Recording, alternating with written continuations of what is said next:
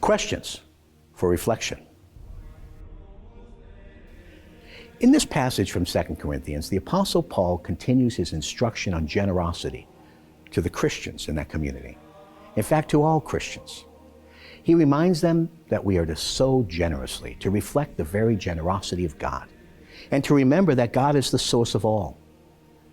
This passage is one more call to evangelical simplicity. Simplicity is not about the quantity of the goods of the earth we possess. It's about our relationship to them. Jesus said, where your treasure is, there your heart will be also. That's Matthew 6:21. How often have we heard the saying, money is the root of all evil? That is not what the Apostle Paul actually wrote to Timothy. He wrote 2 letters to Timothy, a young disciple who had been placed in leadership over the Christian community at Ephesus, a city known for its wealth and luxury. St. Paul traveled there to plant the nascent Christian church, knowing that those Christian believers would face certain dangers when dealing with wealth. He reminded Timothy, and I quote, "Indeed, religion with contentment is a great gain. For we brought nothing into the world, just as we shall not be able to take anything out of it. If we have food and clothing, we shall be content with that." Those who want to be rich are falling into temptation and into a trap and into many foolish and harmful desires, which plunge them into ruin and destruction. And then he continued, and listen, "For the love of money is the root of all evils. And some people in the desire for it have strayed from the faith and have pierced themselves with many pains.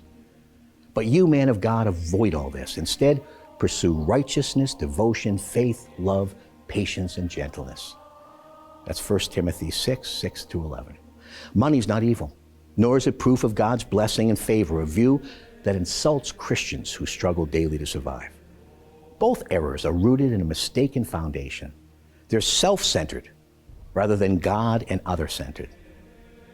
The phrase love of money speaks to the heart. In the biblical language, the heart is the center of a man or woman, the place where they make their fundamental decisions concerning life. When we love the goods of the earth more than we love the one who created them and entrusts them to us, we commit the sin of idolatry. A destitute person can be just as obsessed with money as a wealthy one who's given over to greed. Greed is a form of idolatry. In another letter to the Philippians, St. Paul explained his own approach to material things in these words, and I quote, "I know indeed how to live in humble circumstances. I know also how to live with abundance. In every circumstance and in all things I've learned the secret of being well fed and of going hungry, of living in abundance and of being in need." That's Philippians 4:12. Paul was free from the love of money. We can be as well. Are we seeking to live evangelical simplicity in accordance with our state in life and vocation? Our responsorial psalm follows through on this theme, reminding us that God is generous and provides generously to those who love and obey Him. Alleluia, the psalmist writes, "How blessed is anyone who fears Yahweh, who delights in His commandments. His descendants shall be powerful on earth. The race of the honest shall receive blessings, riches and wealth for his family. His uprightness stands firm forever." End quote. Do we delight in the commandments of the Lord? Do we recognize the blessings God has given to us and regularly thank Him for them? We can, we should. The psalmist shows us the way.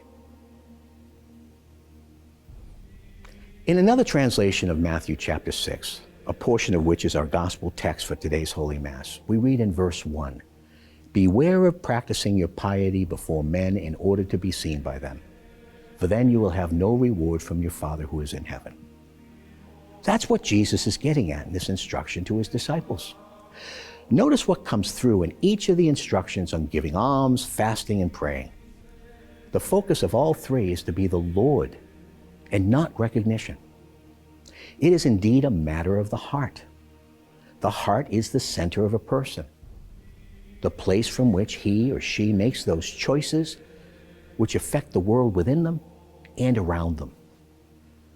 The Catholic Catechism summarizes this truth in these words, and I quote, "The heart is the seat of the moral personality." That's paragraph 2517. Not only do the words of Jesus teach us the way of the heart, His very life speaks His sacred heart is always set on the Father and doing the Father's will. Devotion to the heart of Jesus reminds us that it is in the sacred humanity of Jesus that we find the pattern for becoming fully human ourselves. In His incarnation, His saving life and death and resurrection, we receive both the pattern and the means to become more like Him.